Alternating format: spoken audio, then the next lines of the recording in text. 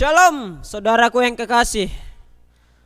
Pada saat ini kita akan mempelajari sekolah sahabat kita Senin 23 Mei yang berjudul Tangga Yakub.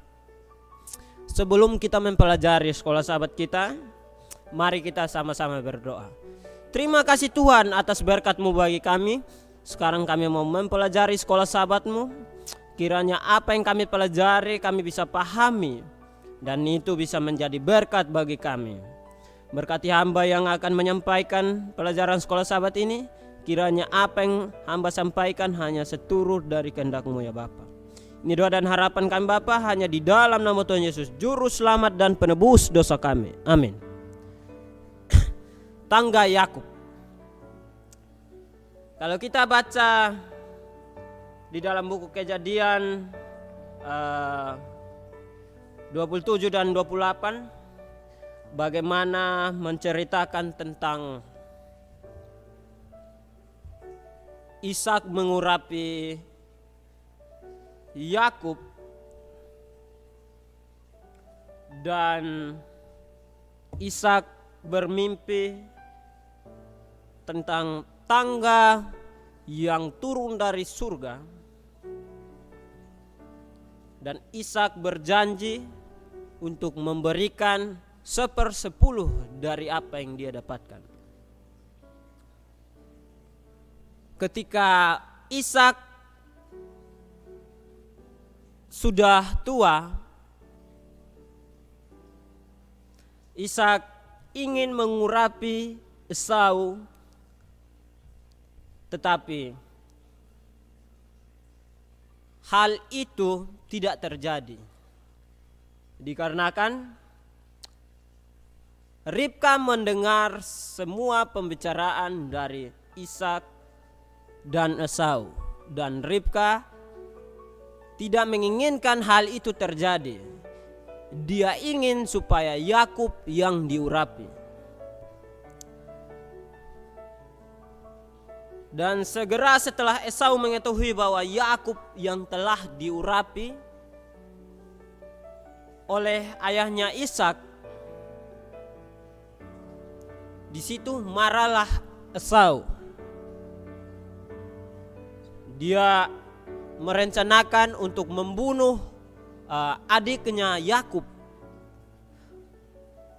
Tapi hal itu diketahui juga oleh Ribka, dan Ribka tidak menginginkan hal itu terjadi pada kedua anaknya. Kejahatan terjadi pada kedua anaknya, dan dia menyuruh Yakub, mendesak Yakub untuk lari ke saudaranya, yaitu Laban. Dan dalam perjalanan pengasingan Yakub, dia bertemu dengan Tuhan dalam mimpinya di tempat yang disebut Betel atau rumah Tuhan. Kalau kita baca di dalam Kejadian 28 ayat 10 dan 22 sampai 22, bagaimana dalam mimpi Yakub melihat tangga yang luar biasa yang terhubung dengan Tuhan.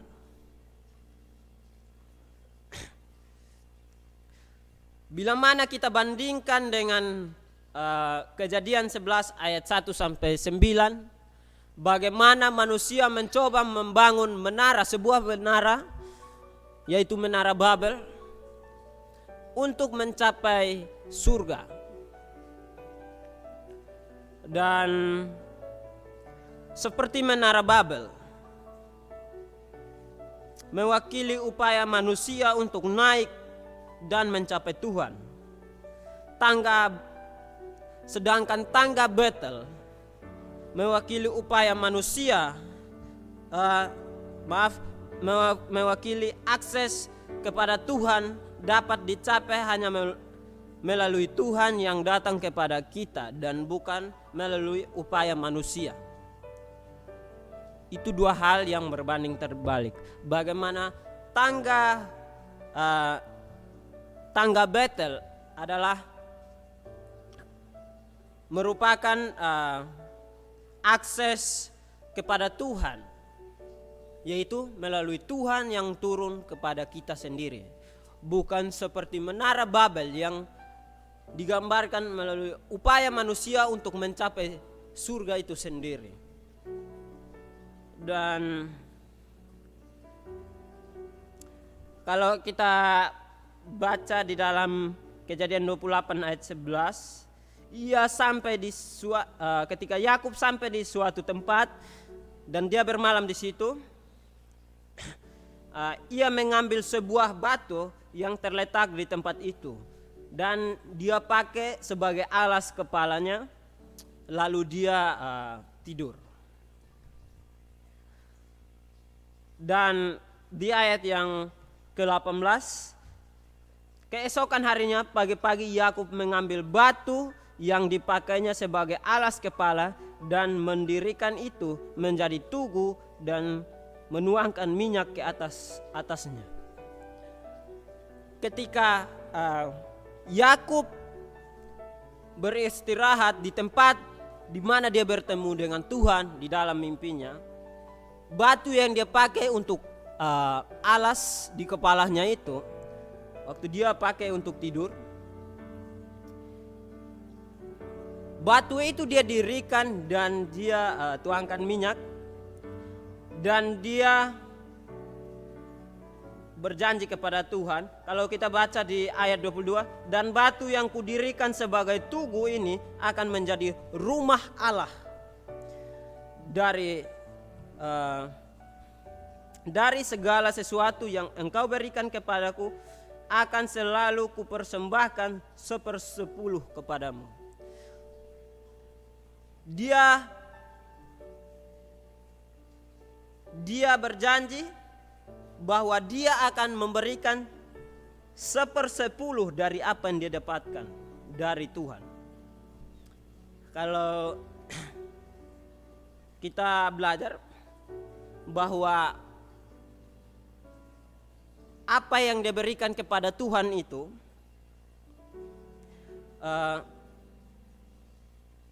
bukan untuk mendapatkan berkat dari Tuhan, tetapi sebagai respon rasa syukur Yakub kepada Tuhan bahwa apa yang dia dapatkan itu, sehingga dia berjanji bahwa dia akan memberikan 1/10 dari apa yang dia dapatkan dari Tuhan.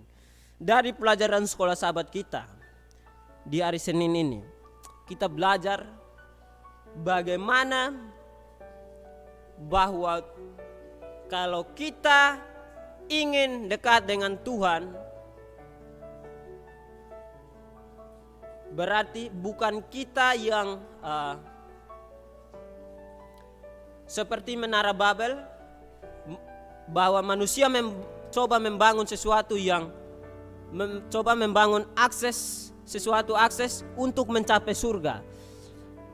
Tetapi kita belajar dari mimpi Yakub bahwa Tuhanlah yang datang untuk kita. Dan kita belajar bagaimana memberikan 1/10 hasil apa yang kita dapatkan, kita berikan kepada Tuhan, itu atas rasa syukur kita. Bukan untuk mendapatkan berkat dari Tuhan, tapi itu adalah respon rasa syukur kita dengan apa yang kita dapatkan dari Tuhan. Sebelum saya mengakhiri pelajaran sekolah sahabat kita ini, mari kita tunduk kepala dan kita berdoa. Terima kasih Tuhan karena kami sudah belajar dari firman-Mu melalui sekolah sahabat ini. Kiranya apa yang kami pahami dan apa yang kami belum pahami, Engkaulah yang melengkapinya dalam kehidupan kami. Dan biarkan kami menjadi terang kecil dimanapun kami berada. Kami bisa menjadi seperti Yakub. Kami bisa bersyukur dan memberikan 1/10 apa yang kami dapatkan dari Engkau Tuhan. Ini doa dan harapan kami Bapa, hanya di dalam nama Tuhan Yesus, Juru Selamat dan Penebus dosa kami. Amin.